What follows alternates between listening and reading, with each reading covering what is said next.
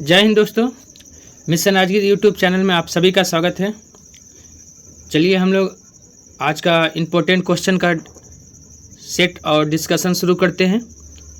अगर ये सेशन पसंद आए तो प्लीज़ लाइक और सब्सक्राइब और शेयर करना ना भूलें। तो चलिए हम लोग डिस्कशन शुरू करते हैं। आज का पहला क्वेश्चन देखिए, सूची 1 को सूची 2 से मिलान करना है। भारत में नारी कल्याण हेतु अधिनियमों का नाम एक तरफ दिया है और दूसरा अधिनियमों से संबंधित वर्ष दिया हुआ है। तो देखिए, विशेष विवाह अधिनियम कब आया? 1954 में। विशेष विवाह अधिनियम 1954 में आया है। दहेज निषेध अधिनियम 1961 में आया है, ये 4 हो जाएगा। समान पारिश्रमिक अधिनियम 1976 में 1 हो जाएगा। उसके बाद है नारी अशिष्ट प्रतिनिधित्व या प्रतिषेध अधिनियम, ये कब आया है? ये आया है 1986 में, इसका 3 हो जाएगा। तो ऑप्शन क्या हो गया? 2, 4, 1, 3। देखिए 2, 4, 1, 3 किस ऑप्शन में है? ऑप्शन ए में है 2, 4, 1, 3। ठीक है, और 2, 3 याद रख लीजिए। बाल विवाह अधिनियम कब आया था? 2006 में आया था। बाल विवाह अधिनियम 2006 में, याद रखिएगा, बाल विवाह अधिनियम आया था। और हिंदू विवाह अधिनियम कब आया? हिंदू विवाह अधिनियम 1955 में। हिंदू विवाह अधिनियम कब आया है? 1955 में। चलिए दूसरा नंबर क्वेश्चन देखते हैं। पुस्तक the beautiful tree indigenous Indian education in the 18th century किसने लिखा है? तो यह पुस्तक किसका है? ऑप्शन ए धर्मपाल का है। और इनका और भी बहुत सारा पुस्तक है। कौन कौन है? भारत का स्वधर्म किनका है? धर्मपाल का है।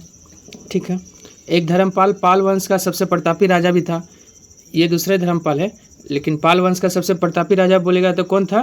तो धर्मपाल। ठीक है, विक्रमशिला विश्वविद्यालय का निर्माण कौन किया है? धर्मपाल। ठीक है, और सोमपुर महाविहार का भी निर्माण किसने किया है? धर्मपाल ने सोमपुर महाविहार का निर्माण किया है। और सोमपुर महाविहार वर्तमान में कहाँ है? बांग्लादेश में है। ठीक है, चलिए उसके बाद तिलक का देख लीजिए। 2-3 तिलक का है पुस्तक गीता रहस्य। गीता रहस्य तिलक ने किस जेल में लिखा था? मांडले जेल में बाल गंगाधर तिलक ने गीता रहस्य पुस्तक लिखा है। ठीक है, चलिए उसके बाद है गांधी जी। गांधी जी का तो बहुत सारा पुस्तक है। गांधी जी का जो है गांधी जी का पुस्तक हिंद स्वराज 1909 में लिखे हैं। My life is my message, फिर discourses of the Gita, song from prison, India of my dreams, the problem of education, ये सब पुस्तक किसका है? तो महात्मा गांधी द्वारा लिखा गया है।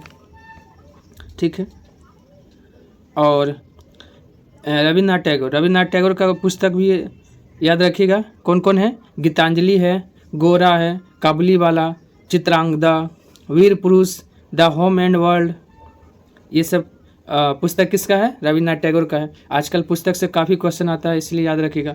2-3 तो कन्फर्म ही सभी एग्जाम में आ जाता है। चलिए क्वेश्चन नंबर 3 देखते हैं। क्वेश्चन नंबर 3, इनमें से 3 नंबर देखिए, इनमें से किसने कहा भारतीय न्यायपालिका विलासी मुकदमेबाजी से ग्रसित है? यह कथन किसका है? तो ऑप्शन सी एन.वी. रमन्ना का है। एन.वी. रमन्ना भारत के कितवें मुख्य न्यायाधीश थे? तो 48वें, 48वें मुख्य न्यायाधीश थे एन.वी. रमन्ना। ठीक है, फिर वर्तमान में कौन है? तो वर्तमान में डी.वाई. चंद्रचूड़ है, लेकिन संजीव खन्ना की नियुक्ति हो चुका है। डॉक्टर संजीव खन्ना जो है भारत के 91 मुख्य न्यायाधीश होंगे। कब पद ग्रहण करेंगे? 11 नवंबर 2024 को। और 11 नवंबर को क्या मनाया जाता है? राष्ट्रीय शिक्षा दिवस मनाया जाता है। उसी दिन संजीव खन्ना अपना पदभार संभालेंगे भारत के मुख्य न्यायाधीश के रूप में। 51वां मुख्य न्यायाधीश होंगे संजीव खन्ना। चलिए क्वेश्चन नंबर 4 देखते हैं। जनसंख्या की वहन क्षमता किसके द्वारा निर्धारित किया जाता है? जनसंख्या का वहन क्षमता किसके द्वारा निर्धारित किया जाता है? ऑप्शन सी सीमित संसाधन के द्वारा। सीमित संसाधन के द्वारा जो है जनसंख्या की वहन क्षमता निर्धारित किया जाता है। क्वेश्चन नंबर 5, पारितंत्र में ऊर्जा का प्रभाव कैसा होता है? पारितंत्र में ऊर्जा का प्रभाव हमेशा एक दिशीय होता है। ऑप्शन बी हो जाएगा। अब पारितंत्र में ऊर्जा का प्रभाव एक जीव से दूसरे जीव में कितना % जाता है? तो याद रखिएगा 10%। एक जीव से दूसरे दूसरे जीव में 10% ऊर्जा जाता है। यह नियम किसने दिया है? लिंडमान ने यह नियम दिया है। चलो पूछता है आपका, पिछले बार दरोगा में ही पूछा था, ऊर्जा का पिरामिड कैसा होता है? तो ऊर्जा का पिरामिड हमेशा सीधा होता है, तालाब उलाब में उल्टा होता है। ठीक है, चलिए क्वेश्चन नंबर 6 आइए। सर्वोच्च न्यायालय का न्यायाधीश अपने पद से त्यागपत्र किसको लिख कर दे सकता है? सर्वोच्च न्यायालय का जो न्यायाधीश है अपने पद से त्यागपत्र अगर देना चाहेगा तो किसको लिख कर देगा? तो ऑप्शन ए राष्ट्रपति को। ऑप्शन ए क्या हो गया? राष्ट्रपति को। ठीक है, क्योंकि नियुक्ति भी कौन करते हैं? शपथ दिलाने का काम राष्ट्रपति करते हैं। और सर्वोच्च न्यायालय का चर्चा किस अनुच्छेद में है? अनुच्छेद 124 से लेकर 147 तक है। भाग 4 में है, संघ वाले में है। चलिए क्वेश्चन नंबर 7 देखते हैं। भारतीय संविधान के किस अनुच्छेद के अंतर्गत लोकसभा में अनुसूचित जातियों के आरक्षण का प्रावधान किया गया है? लोकसभा में अनुसूचित जाति और जनजाति का, तो ऑप्शन ए 330 में है। SC ST का आरक्षण जो है लोकसभा में 330 में है। 331 में क्या है? आंग्ल भारतीय को आरक्षण। 332 में विधानसभा में SC ST का आरक्षण 332 में है। और 333 में विधानसभा में आंग्ल भारतीय को आरक्षण आपका है 333 में। हालांकि आंग्ल भारतीय को 104वां संविधान संशोधन 2020 में हटा दिया गया है। अब आंग्ल भारतीय को जो है लोकसभा में जो है आपका आरक्षण नहीं दिया जाता है। चलिए उसके बाद देखते हैं क्वेश्चन नंबर 8 है ये। उन मौलिक अधिकारों का चयन करें जो भारतीय नागरिकों को प्राप्त है परंतु गैर नागरिकों को नहीं प्राप्त है। तो वो कौन कौन है देखना है हम लोग को। देखिए इसके लिए जो है आप 5 अनुच्छेद है, 5 याद कर लीजिए बस। कौन कौन है? एक पहला तो 15 है, अनुच्छेद 16 है, हाँ 15, 16, उसके बाद कौन आ जाएगा? 19, 15, 16, 19, 29 और 30। 5 अनुच्छेद ऐसा है जो सिर्फ भारतीय नागरिकों को प्राप्त है, विदेशी नागरिकों को प्राप्त नहीं है। बाकी जितना पूछे आप मार दीजिएगा। तो देखिए भाषण एवं अभिव्यक्ति की स्वतंत्रता, ये कितना में है? अनुच्छेद 19 का 1 का क में है, तो ये तो होगा ही, ये सिर्फ भारतीयों को प्राप्त है। कानून के समझ समता, ये कितना में है? अनुच्छेद 14 में। कानून के समझ समता 14 में, ये तो 14 यहाँ तो नहीं है, तो ये तो नहीं होगा। अल्पसंख्यकों के अधिकार, अल्पसंख्यकों का अधिकार है अनुच्छेद 30 में। अल्पसंख्यकों का अधिकार कितना में? 30। तो देखिए यहाँ 30 है ना, 30 केवल भारतीय को प्राप्त है, तो ये भी हो जाएगा। जीवन और स्वतंत्रता का संरक्षण, जीवन और स्वतंत्रता का संरक्षण जो है किस अनुच्छेद में है? अनुच्छेद 21 में। अनुच्छेद 21 में है, तो 21 तो यहाँ भी नहीं है, तो ये भी नहीं हो जाएगा। तो कौन केवल भारतीय नागरिकों को प्राप्त है? तो 1 और 3, 1 और 3 ऑप्शन कहाँ है? देखिए ऑप्शन 1 में है 1 और 3। चलिए बस 5 ही अनुच्छेद याद रखना है जो सिर्फ भारतीय नागरिकों को प्राप्त है, बाकी जो पूछे सभी को प्राप्त है। 15, 16, 19, 29, 30 याद रखना है। चलिए अब आइए 9 नंबर। अशोक मेहता समिति ने निम्नलिखित में किस सिफारिश किया था? अशोक मेहता समिति ने किसकी सिफारिश किया? तो ऑप्शन बी पंचायती राज का द्विस्तरीय सरकार, पंचायती राज का जो है ना द्विस्तरीय सरकार की सिफारिश पंचायती राज में कौन किया था? अशोक मेहता समिति। और अशोक मेहता समिति कब आया था? 1977 में। अशोक मेहता समिति 1977 में आया था। अब पंचायती राज का त्रिस्तरीय के लिए बलवंत राय मेहता 1957 में त्रिस्तरीय पंचायती राज। और बहुत सारा है। अब बोलेगा पंचायतों को संवैधानिक मान्यता दिलाने वाला समिति कौन सा है? तो LM सिंघवी समिति। LM सिंघवी समिति ने पंचायतों को मान्यता दिलाया है। और LM सिंघवी समिति का स्थापना कब हुआ था? LM सिंघवी समिति आई थी कब? 1986 में। LM सिंघवी समिति कब? 1986 में। और है सादी कली एक समिति है, सादी कली समिति 1964 में आई है, ये भी पंचायती राज से संबंधित है। और हनुमंता राव समिति, हनुमंता राव समिति भी 1983-84 में आया है, ये भी पंचायती राज से संबंधित है। एक GV राव समिति है, GV राव समिति 1985 में आया है, ये भी पंचायती राज से संबंधित है। और एक क्वेश्चन याद रखना, BBI क्वेश्चन, पंचायतों में महिलाओं को जो है आरक्षण दिलाने का काम किस समिति के सिफारिश पे हुआ है? तो थुंगन समिति के सिफारिश पे पंचायतों में महिलाओं को आरक्षण दिलाने का जो है सिफारिश किया गया था। 33% आरक्षण है ना महिलाओं को आपका पंचायती राज में, कहीं कहीं 50% भी है, लेकिन कम से कम 33% है। तो यह समिति कौन था? थुंगन समिति ने महिलाओं को पंचायती राज में आरक्षण दिलाया है? थुंगन समिति कब आया था? 1988 में थुंगन समिति आया है। ठीक है, याद रखिएगा, यह भी पूछता है पंचायती राज भारत के किस राज्य में नहीं है? तो 3 राज्य और 1 केंद्र शासित प्रदेश। 3 राज्य कौन कौन है? नागालैंड, मिजोरम, मेघालय। 3 राज्य हो गया और 1 केंद्र शासित प्रदेश दिल्ली। 4 टोटल जिसमें पंचायती राज लागू नहीं है। चलिए, इतना तो बहुत क्लियर हो गया होगा। चलिए, अगर पसंद आ रहा हो तो प्लीज़ लाइक, सब्सक्राइब और शेयर करना ना भूलिएगा। किसी जाति तथा जनजाति को अनुसूचित जाति तथा अनुसूचित जनजाति घोषित करने हेतु शक्ति संपन्न संवैधानिक प्राधिकारी कौन है?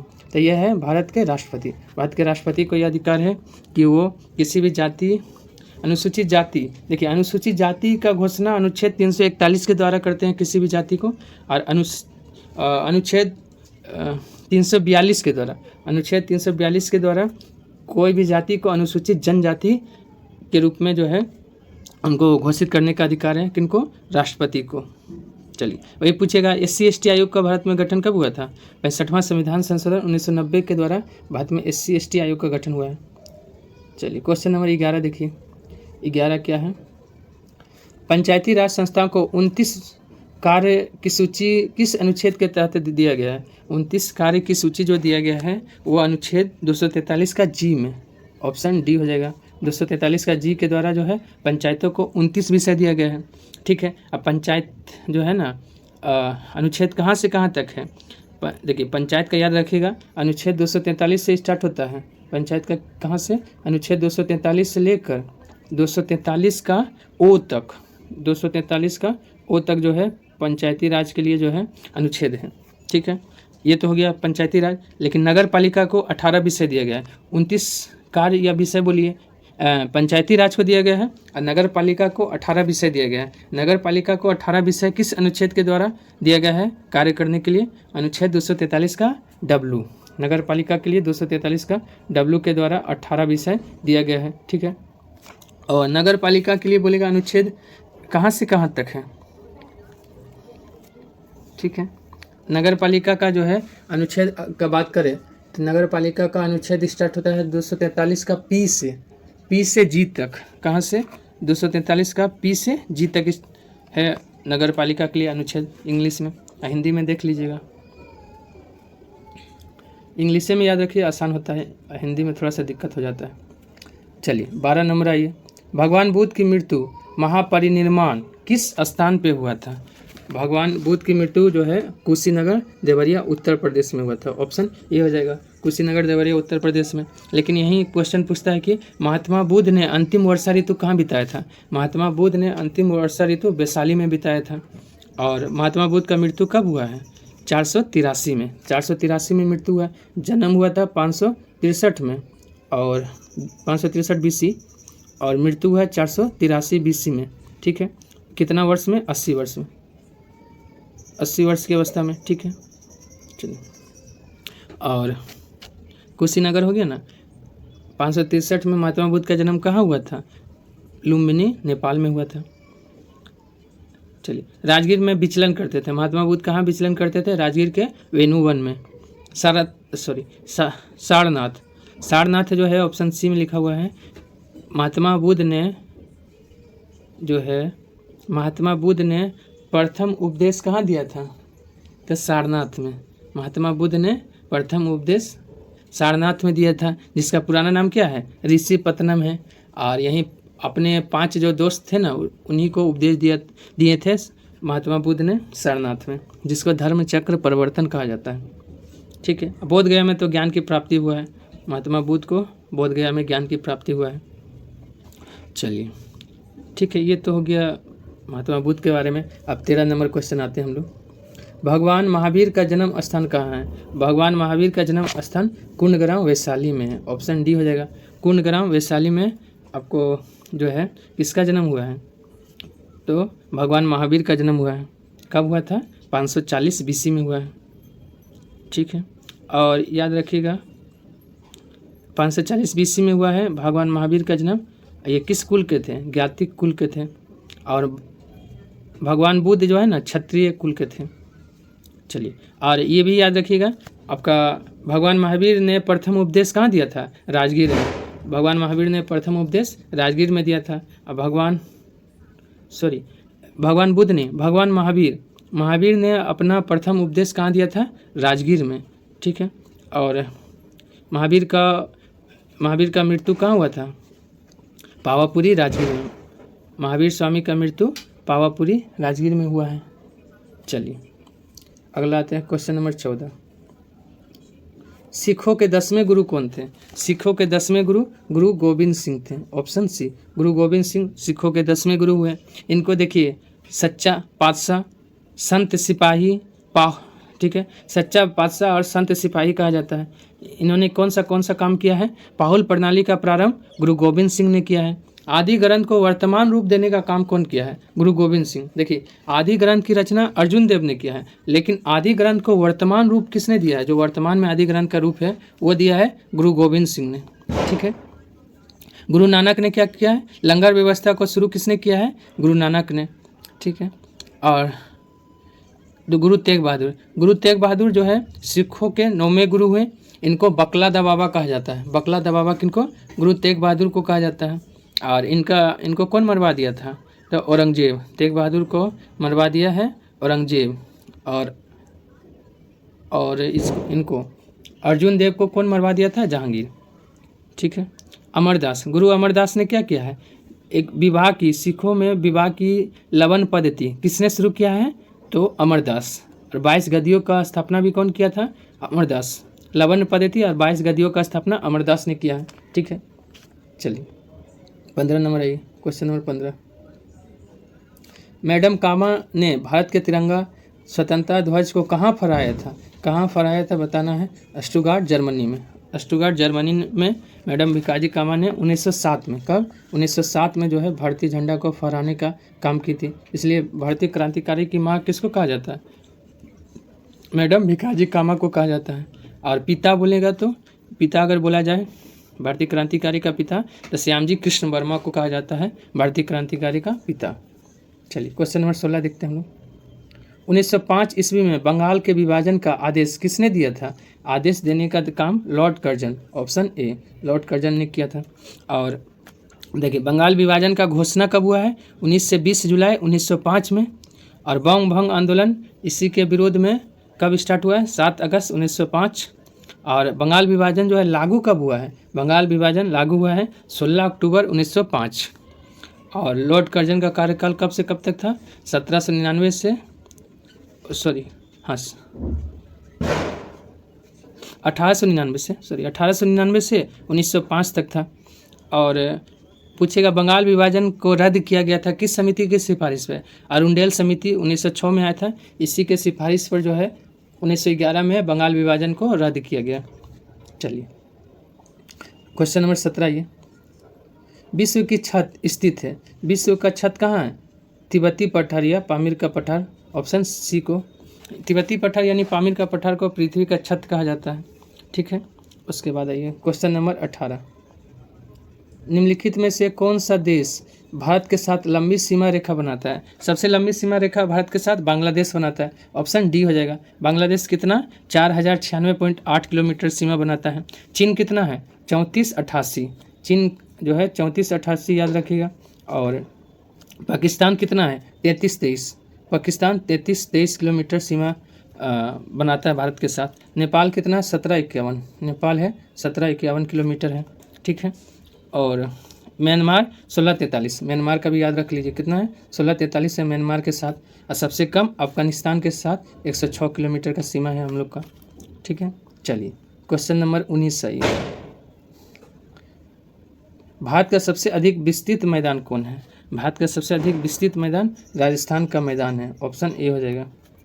चलिए क्वेश्चन नंबर 20 देखते हैं। उदारीकरण, निजीकरण, अभूमंडलीकरण की नई आर्थिक नीति घोषित किया गया, उस समय प्रधानमंत्री कौन था? तो जब घोषणा किया गया था तो उस समय नरसिम्हा राव प्रधानमंत्री थे। ऑप्शन सी हो जाएगा, नरसिम्हा राव। क्योंकि नरसिम्हा राव, पीवी नरसिम्हा राव भारत के प्रधानमंत्री 1991 से लेकर 1996 तक रहे थे। और वित्त मंत्री कौन थे? तो प्रणब मुखर्जी उस समय, प्रणब मुखर्जी नहीं, मनमोहन सिंह, माफ़ कीजिएगा, मनमोहन सिंह उस समय आपका वित्त मंत्री थे जब भारत में एलपीजी आया था। देखिए, आर्थिक नीति सबसे पहले भारत में राजीव गांधी के समय आया था 1985 में, लेकिन वो लागू नहीं हुआ। लेकिन 1991-92 में जो है आर्थिक नीति जो है घोषित किया गया था। उस समय प्रधानमंत्री नरसिम्हा राव और वित्त मंत्री आपका मनमोहन सिंह थे। चलिए क्वेश्चन नंबर अगला देखते हैं 21। भारत की सबसे बड़ी तेल शोधनशाला स्थित है, कहाँ पे स्थित है? तो ये है आपका जामनगर। जामनगर जो है कहाँ पड़ता है? गुजरात में है। इसका स्थापना किस कंपनी ने किया है? रिलायंस इंडस्ट्री ने आपका जामनगर तेल शोधक कारखाना का निर्माण किया है। ऑप्शन ए जामनगर हो गया। पारादीप कहाँ है? उड़ीसा में। डिगबोई असम में। तातीपाका आंध्र प्रदेश। ये सब तेल शोधक कारखाना है। चलिए, कांग्रेस सोशलिस्ट पार्टी का प्रथम अधिवेशन 1934 में हुआ था, कहाँ पे हुआ था? पटना में। ऑप्शन सी पटना में हुआ था। ठीक है, और बात करें कांग्रेस सोशलिस्ट पार्टी का गठन जो है या स्थापना किसने किया था? तो जयप्रकाश नारायण ने कांग्रेस सोशलिस्ट पार्टी का स्थापना किया था। और जयप्रकाश नारायण इसके प्रथम महासचिव हुए और अध्यक्ष कौन हुए? आचार्य नरेंद्र देव। कांग्रेस सोशलिस्ट पार्टी के अध्यक्ष आचार्य नरेंद्र देव हुए।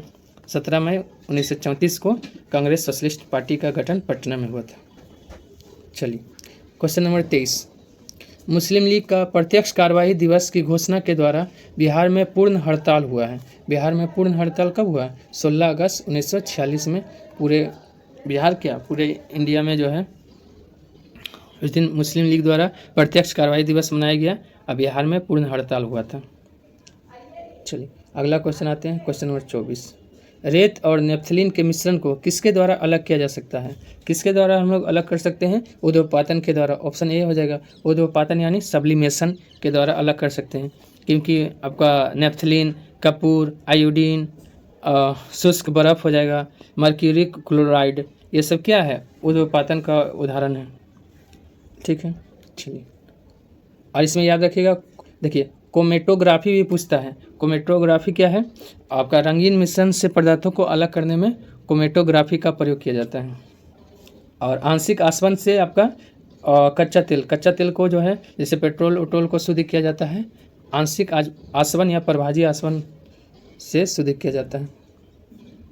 चलिए, ऊर्जा के स्रोत जो कार्बन उत्सर्जन में वृद्धि नहीं करते हैं वे शामिल हैं। वे कौन से शामिल हैं? तो ऑप्शन क्या हो जाएगा? सौर सेल और पवन चक्कियाँ। Option D. इसमें क्या होता है? सौर सेल और पवन चक्कियाँ में जो है कार्बन उत्सर्जन में वृद्धि नहीं करता है। नाभिकीय ऊर्जा संयंत्र में ऐसा होता है कि कार्बन उत्सर्जन का वृद्धि नाभिकीय ऊर्जा संयंत्र करता है। क्वेश्चन नंबर 26 देखते हैं। 26 देखिए, आहार श्रृंखला में शाखान्वित श्रृंखला को क्या कहा जाता है? तो आहार जाल। ऑप्शन सी कहा जाता है। आहार श्रृंखला में शाखान्वित श्रृंखला को आहार जाल कहा जाता है। 27 सही है। किसके नेतृत्व में चिपको आंदोलन को मजबूती मिला था?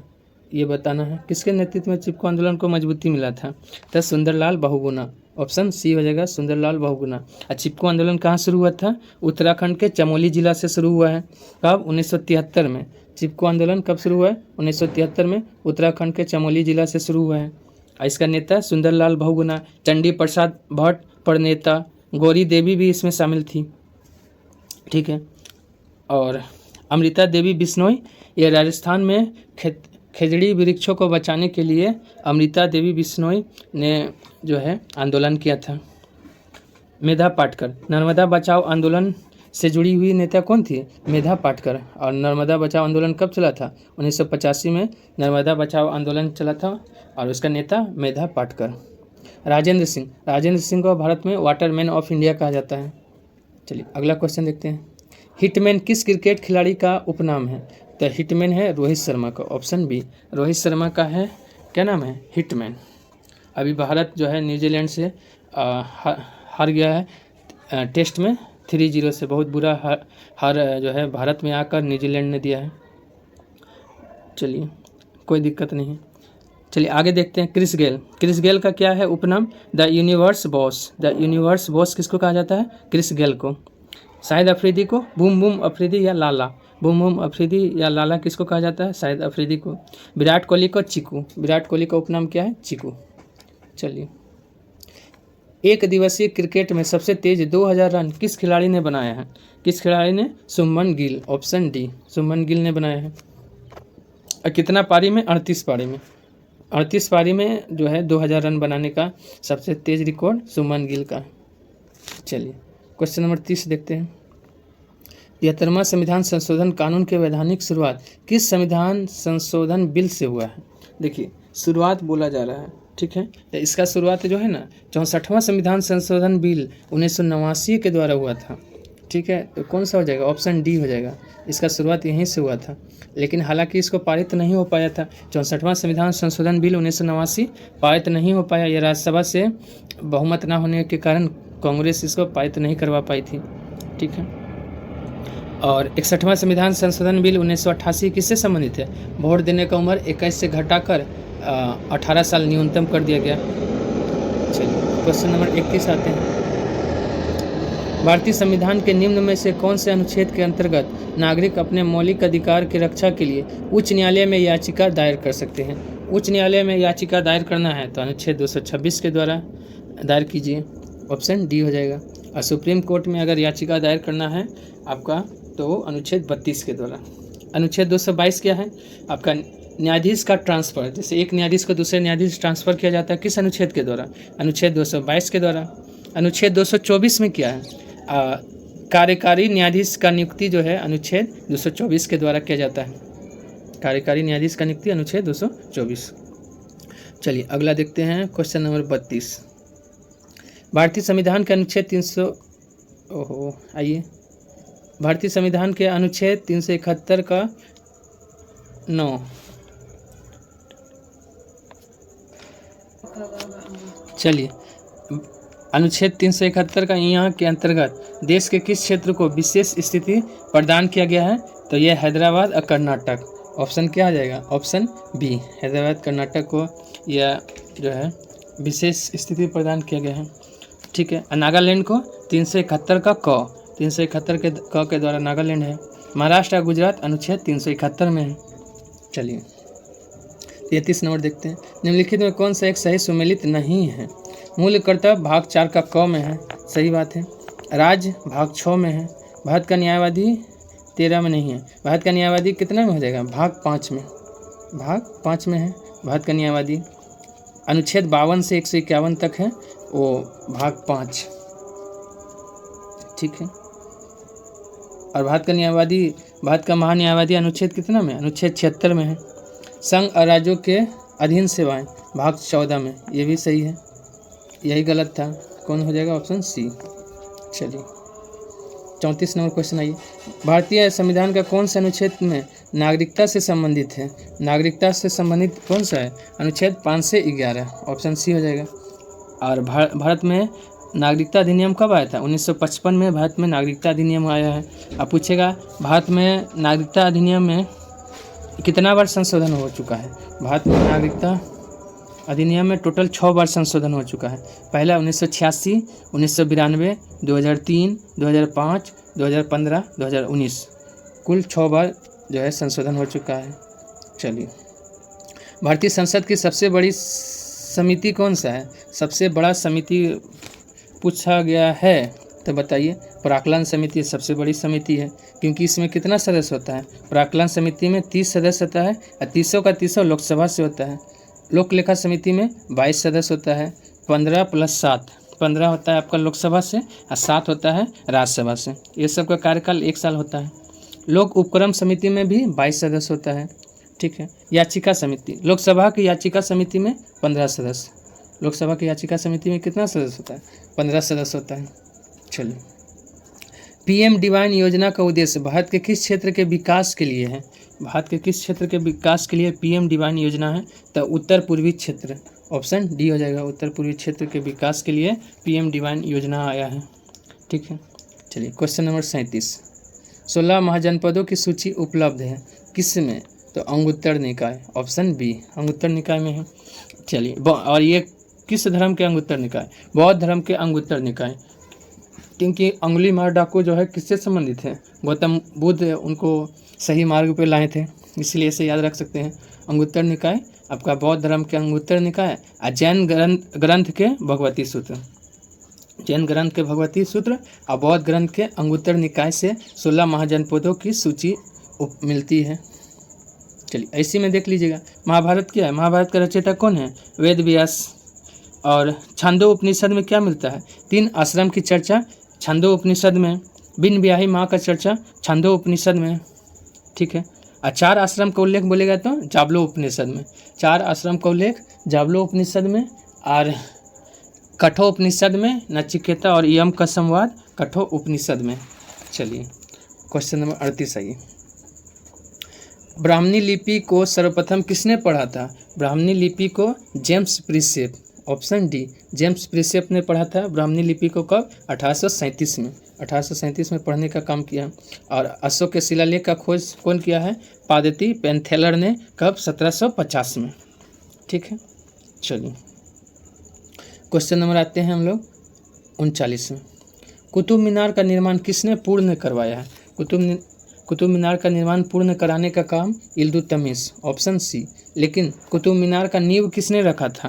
कुतुब मीनार का नींव कुतुबुद्दीन ऐबक ने रखा था, लेकिन इल्तुतमिश उसको 4 मंजिला बनाया है। और इल्तुतमिश के समय उसका ऊंचाई 225 फीट था, ठीक है। और आपका बिजली गिर जाने से जो है उसका चौथा तल्ला क्षतिग्रस्त हो गया। और फिरोज तुगलक ने क्या किया? चौथा तल्ला का मरम्मत, मतलब चौथा तल्ला को 2 भागों में बांट दिया, 2 और तल्ला मतलब जोड़ दिया गया। कुल फिरोज तुगलक के समय में कितना तल्ला हो गया? 5 तल्ला हो गया। और उसका ऊंचाई भी बढ़ गया, उसका ऊंचाई जो है 234 फीट हो गया। अभी वर्तमान में जो है कुतुब मीनार का ऊंचाई कितना है? 234 फीट, जो फिरोज तुगलक ने बाद में अंतिम रूप से बनाया है। इससे 3 शासक संबंधित है कुतुब मीनार से, कुतुबुद्दीन ऐबक, इल्तुतमिश और फिरोज तुगलक। चलिए क्वेश्चन नंबर 40 देखते हैं।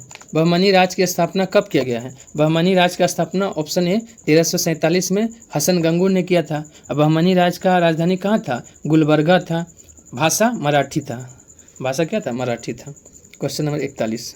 पाटलिपुत्रा में स्थित चंद्रगुप्त का महल मुख्यतः बना था, किसका बना था? लकड़ी का, मुख्यतः लकड़ी का बना था। अब पाटलिपुत्रा में जो है चंद्रगुप्त महल का खोज करने वाला व्यक्ति कौन था? तो स्पूनर।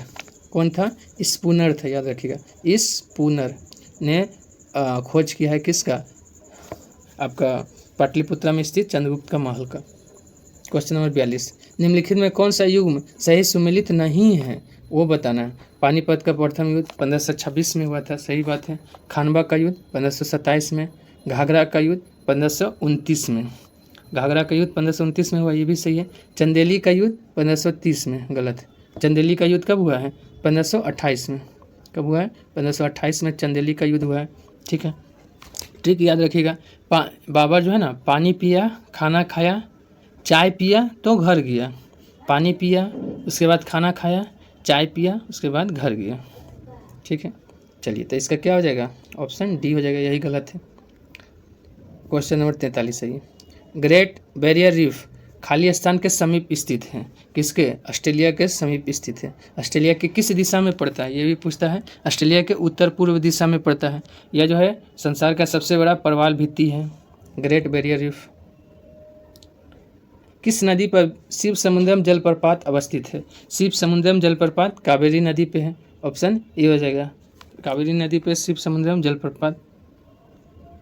चलिए, निम्नलिखित राज्यों में से कौन इलायची एवं काली मिर्च का सबसे बड़ा उत्पादक है? इलायची और काली मिर्च का दोनों अगर बोला जाए तो केरल, ऑप्शन सी है, केरल सबसे बड़ा। लेकिन बड़ी इलायची बोलेगा तो सिक्किम, बड़ी इलायची सबसे ज़्यादा सिक्किम में होता है। अभी देखिए 3-4 का जो है ना चेंज हुआ है। मसाला उत्पादन में अभी 1 नंबर में कौन आ गया है? भारत का मध्य प्रदेश। दूध उत्पादन में 1 नंबर पे आ गया है राजस्थान। और कोयला उत्पादन में 1 नंबर पे उड़ीसा हो गया है। छत्तीसगढ़ दूसरे नंबर पे, उड़ीसा पहले और झारखंड तीसरा कोयला में। चलिए, तमिलनाडु है लिग्नाइट कोयला। लिग्नाइट कोयला सबसे ज़्यादा कहाँ? नेवेली, तमिलनाडु में। क्वेश्चन नंबर 46 देखते हैं। मिलिंद पन्हो राजा मिलिंद और बौद्ध संत के बीच संवाद के रूप में संबंधित संत थे। कौन संत थे? तो नागसेन, ऑप्शन डी हो जाएगा। नागसेन और राजा मिलिंद के बीच का जो है संवाद हुआ है, उसी का नाम है मिलिंद पन्हो, ठीक है। और ये राजा मिलिंद जो कहाँ के राजा थे? ग्रीक बैक्ट्रिया राजा थे, नागार्जुन को भारत का आइंस्टीन कहा जाता है। इनका पुस्तक है माध्यमिक सूत्र है। चलिए क्वेश्चन नंबर 47, निम्नलिखित में से कश्मीर के किस शासक ने जजिया और गो हत्या को समाप्त किया था? जैनुल आबिदीन। जैनुल आबिदीन, जिनको कश्मीर का अकबर भी कहा जाता है, जजिया और गो हत्या को समाप्त किया था। जैनुल आबिदीन का कार्यकाल जो है ना, कब से कब तक है?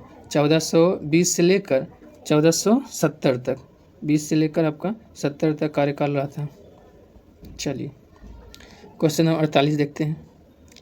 दिल्ली में वायसराय लॉर्ड हार्डिंग पर बम फेंकने के लिए निम्नलिखित में कौन सा संगठन जिम्मेवार था? कौन सा संगठन जिम्मेवार था इसके लिए? तो अनुशीलन समिति। ऑप्शन क्या हो जाएगा? ऑप्शन डी हो जाएगा, अनुशीलन समिति। और अनुशीलन समिति का स्थापना सबसे पहले कलकत्ता में आपका पी मित्रा ने 1902 में किया था। पी मित्रा ने 1902 में आपका किसका स्थापना किया है? तो अनुशीलन समिति का स्थापना किया है। हालांकि अनुशीलन समिति का बहुत सारा शाखा था, लगभग 500 शाखा था। और कलकत्ता अनुशीलन समिति जो सबसे पहले स्थापना हुआ है 1902 में पी मित्रा द्वारा, और इसका बाद में अध्यक्षता कौन किए थे? वारिन घोष। चलिए क्वेश्चन नंबर 49 देखते हैं। संगीत की टप्पा शैली को निम्नलिखित में से किस मुगल सम्राट के दरबार में परिष्कृत और विकसित किया गया था? किस मुगल के दरबार में? तो मोहम्मद शाह। ऑप्शन डी हो जाएगा, मोहम्मद शाह के दरबार में। ठीक है, इनको जो है ना, ये टप्पा शैली को जो है आगे कौन बढ़ाया है? सौरी मियाँ। सौरी मियाँ ने टप्पा शैली को आगे बढ़ाने का काम किया है। क्वेश्चन नंबर 50 है। निम्नलिखित में किस अधिनियम द्वारा 120 सदस्यों वाले चैम्बर ऑफ प्रिंसेस की व्यवस्था बनाई गई थी? तो 1919 का अधिनियम। ऑप्शन ए हो जाएगा, 1919 का अधिनियम के द्वारा, जिसको मार्लो चेम्सफोर्ड सुधार भी कहा जाता है। भारत के संविधान ने शुरू में सभी आधिकारिक उद्देश्यों के लिए अंग्रेजी भाषा का उपयोग की अनुमति दिया था। कितना साल के लिए? 15 साल के लिए। Option C. देखिए, अनुच्छेद 343 का 1 में कहा गया कि संघ की आधिकारिक भाषा हिंदी होगा, लिपि देवनागरी। लेकिन अनुच्छेद 343 का 2 में कहा गया कि अंग्रेजी भाषा का उपयोग की अनुमति दिया गया है अगले 15 साल के लिए। हालांकि उसको फिर से आगे बढ़ाते गया है। चलिए क्वेश्चन नंबर 52 आइए। निम्नलिखित में से कौन लोकसभा की पहली महिला अध्यक्ष थी? लोकसभा की पहली महिला अध्यक्ष मीरा कुमार। मीरा कुमार का कार्यकाल कब से कब तक? 2009 से लेकर 2014 तक। 9 से कब तक?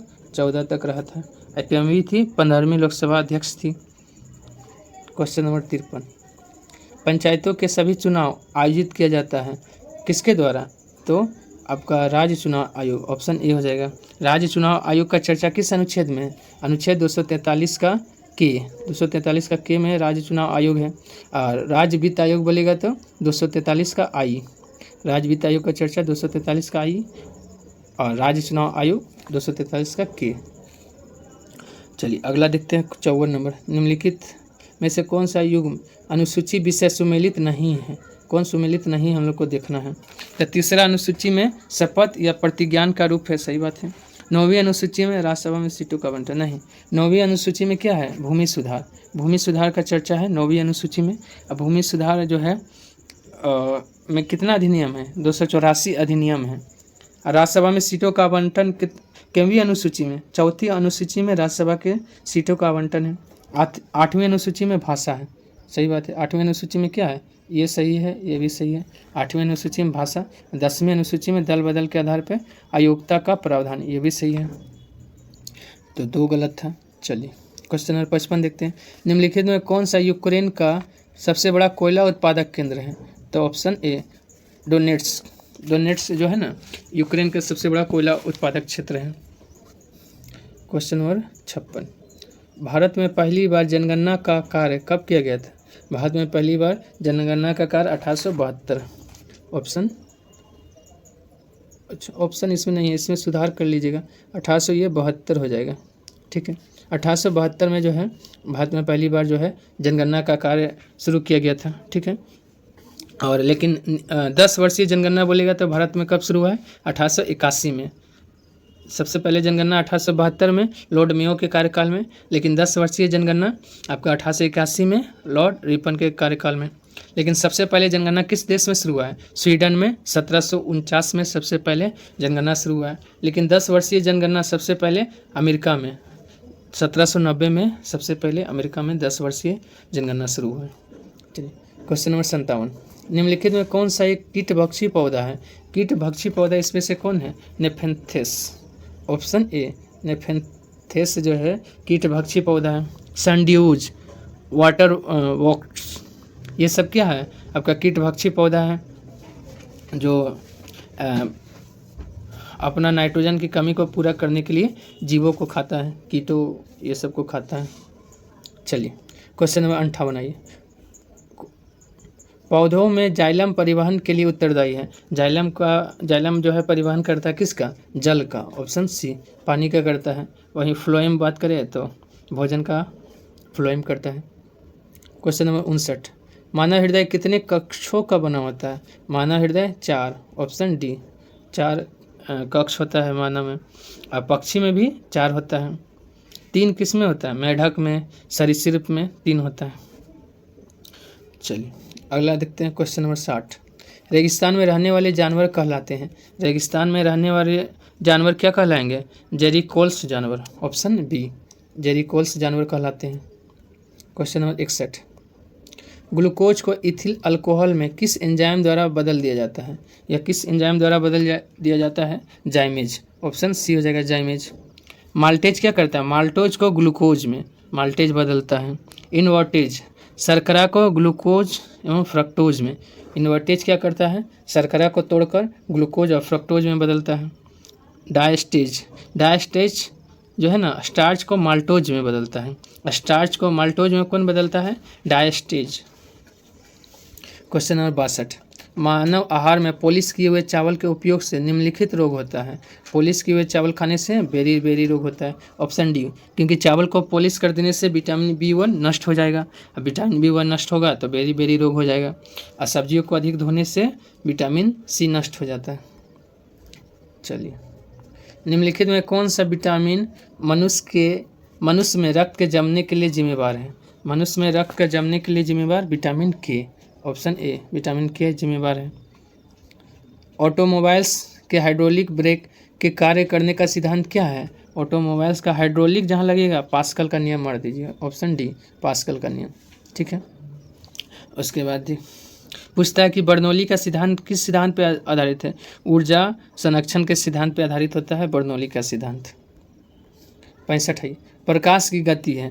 प्रकाश की गति कितना होता है? 3 × 10⁸ मीटर पर सेकेंड। ऑप्शन सी हो जाएगा। 66 है, निम्नलिखित में कौन सा पदार्थ वृक्ष से प्राप्त किया जाता है? वृक्ष से प्राप्त किया जाता है आपका हींग। ऑप्शन ए हो जाएगा हींग। सूची 1 को सूची 2 से मिलाना है। देखिए एक तरफ पदार्थ है, दूसरी तरफ अनुप्रयोग है। तो देखिए नीला थोथा आपका कवकनाशी है, 2 हो जाएगा। इयोसिन आपका लाल स्याही कहते हैं। सिल्वर आयोडाइड का प्रयोग कृत्रिम वर्षा में करते हैं। जिंक फास्फाइड का प्रयोग कृंतकनाशी में आपका मतलब रोडेंट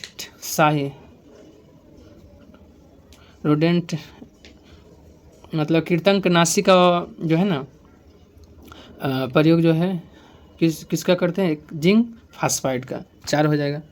तो क्या हो जाएगा? 2 3 1 4। ऑप्शन क्या हो जाएगा? 2 3 1 4। ऑप्शन सी 2 3 1 4 है ना, ऑप्शन सी में है। चलिए क्वेश्चन नंबर 68 देखते हैं। जब प्रकाश एक माध्यम से दूसरे माध्यम में तिरछा प्रवेश करता है तो प्रकाश के संचरण की दिशा दूसरे माध्यम में बदल जाती है। इस प्रभाव को क्या कहते हैं? अपवर्तन। ऑप्शन ए अपवर्तन कहा जाता है।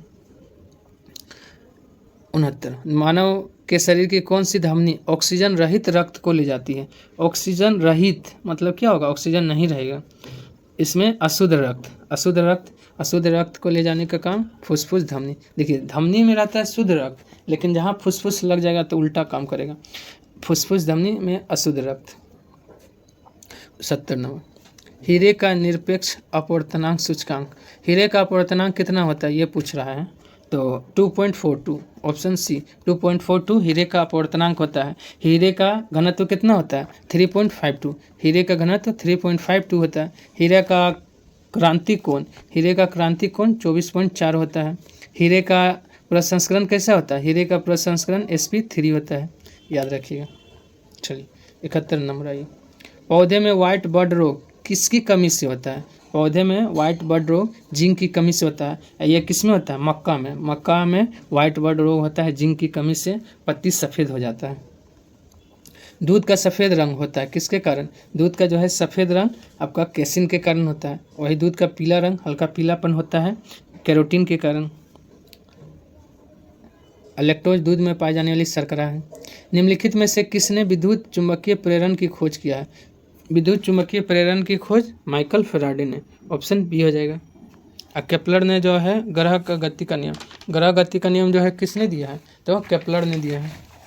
चलिए क्वेश्चन नंबर 74 देखते हैं। प्रोजेक्ट लून संबंधित है, प्रोजेक्ट लून संबंधित है बेतार संचार प्रौद्योगिकी से, ऑप्शन बी हो जाएगा। इसको कौन शुरू किया है, गूगल। गूगल ने प्रोजेक्ट लून को लॉन्च किया है। क्वेश्चन नंबर 75, निम्नलिखित में कौन सा विद्युत चुम्बकीय विकिरण टेलीविजन के दूरस्थ नियंत्रण के लिए प्रयोग किया जाता है, टेलीविजन के दूरस्थ नियंत्रण के लिए प्रयोग किया जाता है अवरक्त किरण। और अवरक्त किरण का खोज कौन किया, विलियम हर्शेल। परावैंगनिक किरण का खोज रिटर। एक्सरे का खोज रोएंटजन ने किया है। चलिए 76, जलवायु परिवर्तन के कारण मुख्यतः निम्नलिखित की वजह से नहीं है। जलवायु परिवर्तन के लिए कौन जो है उत्तरदायी नहीं है, तो ऑप्शन डी परावैंगनी, परावैंगनी उत्तरदायी नहीं है जलवायु परिवर्तन के लिए। ग्रीन हाउस गैस है, ओजोन परत का अवक्षय भी है, प्रदूषण भी है। चलिए अगला देखते हैं क्वेश्चन नंबर 77, निम्नलिखित में कौन सा सर्वाधिक तापमान ग्लोबल वार्मिंग के लिए उत्तरदायी है। सबसे ज़्यादा ग्लोबल वार्मिंग के लिए कौन उत्तरदायी है बताना है, तो कार्बन डाइऑक्साइड, ऑप्शन बी हो जाएगा कार्बन डाइऑक्साइड। लेकिन सबसे ज़्यादा पाया जाता है जलवाष्प, लेकिन सबसे ज़्यादा असर डालता है कार्बन डाइऑक्साइड।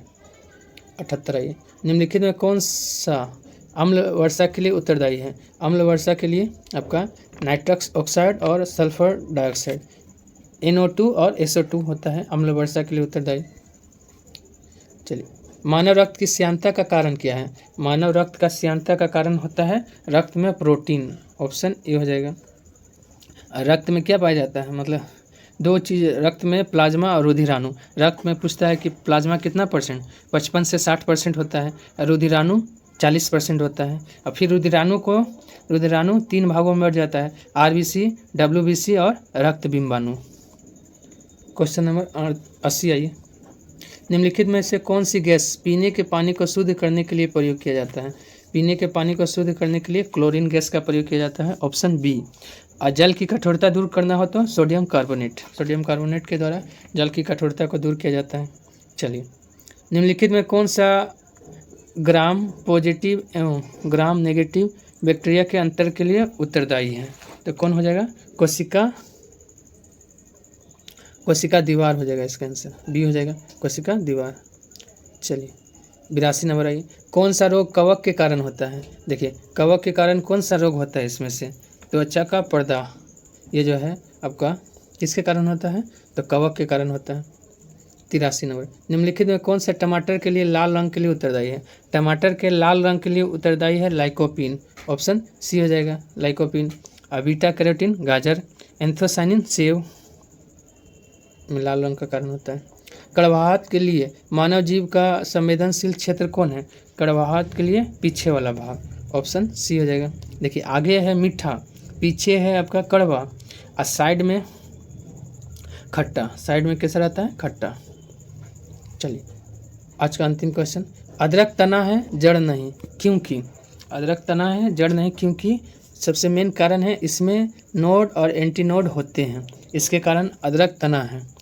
चलिए आज के लिए इतना है, धन्यवाद। जय हिंद, जय बिहार, जय मथुरा।